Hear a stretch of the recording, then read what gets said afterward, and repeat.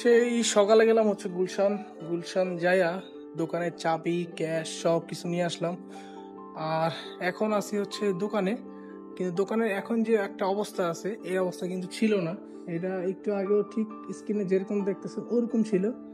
তো ফাইনালি সবকিছু আবার আগের মতো করছি, গুছাই টুসাই সবকিছু শেষ করলাম। এখন হচ্ছে কিছু ডাস্ট এগুলোর মধ্যে ভরে আছে, ডাস্টগুলো পরিষ্কার করবো। আসলে মানে 6 দিন ছুটিতে দোকান পুরা মানে কাভার করে তারপর যাওয়া লাগে আর কি, কারণ অনেক ডাস্ট পড়ে দোকানের মধ্যে। তো ওই তো কাজ করতেছি, কাজ করতে থাকি, কাজ শেষ হবে কাজ করব, নতুন কাজ, কাস্টমার, আবার আগের মতো শুরু। একজন কর্মজীবী চাকরিজীবী মানুষের এটাই লাইফ।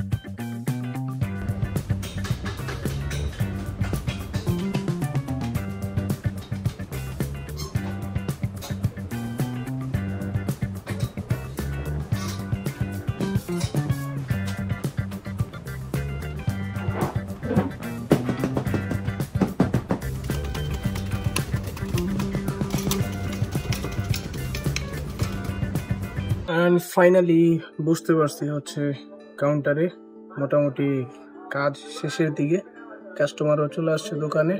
তো ওই তো আজকের ভিডিও এতটুকুই। এই ভিডিওতে বোঝানোর ট্রাই করছি যে মানে কর্মব্যস্ততা, মানুষের ছুটি হোক বা না হোক কর্মব্যস্ততা থাকেই, সেটা যে কোনো উপায়ে হোক।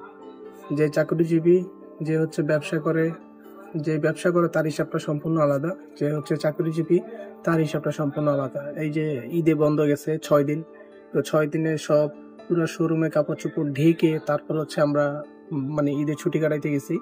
এখন আইসা ওইগুলো আবার হচ্ছে পরিষ্কার টরিষ্কার করে যেটা যে জায়গা ছিল ওই পজিশনে রাখলাম। এতটুকুই কাজ। এখন কাস্টমার আসতেছে, এই যে অলরেডি একটা কাস্টমার দেখতেছে।